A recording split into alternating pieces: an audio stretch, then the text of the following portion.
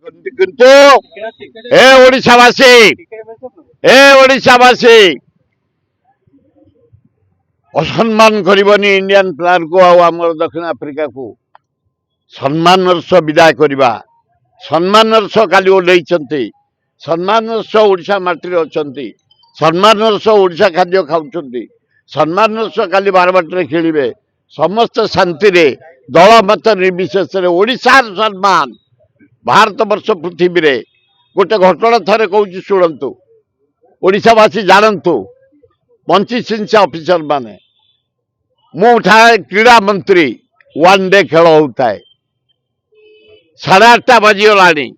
ମୁଁ ଗ୍ୟାଲେରୀ ଦେଖିଲା ବେଳକୁ ଖାଲି ପଡ଼ିଛି, ବାହାରେ ଖାଲି ବାଡ଼ିଆ ବାଡ଼ି, ଟିକେଟ ବାଲା ବାଡ଼ିଆ ବାଡ଼ି, ବିନା ଟିକେଟିଆ ବାଡ଼ିଆ ବାଡ଼ି।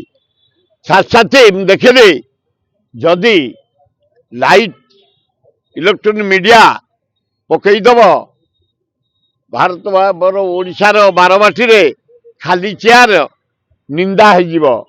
ମୁଁ ଡିଜିକି ଡାକିଲି, କଲେକ୍ଟର ଡାକିଲି ମୁଁ ଦେଖ 1 2 3 କଲା ସବୁ ଗେଟ୍ ଖୋଲିଦିଅ, ଟିକେଟ ବାଲା ତା ଭିତରେ, ବାହାର ବାଲା ତା ଭିତରେ। ତମେ ବିଶ୍ୱାସ କରନି 15 ମିନିଟ୍ ଭିତରେ ସବୁ ଭର୍ତ୍ତି, ଶାନ୍ତିରେ ହେଲା। ସେ ଟିକେଟ ବାଲା ବି ଅଛନ୍ତି, ଏ ବି ଅଛନ୍ତି, ବିନା ଟିକେଟ ଗୁଣ୍ଡା ବି ତା ଭିତରେ ଅଛନ୍ତି, ଶାନ୍ତିରେ।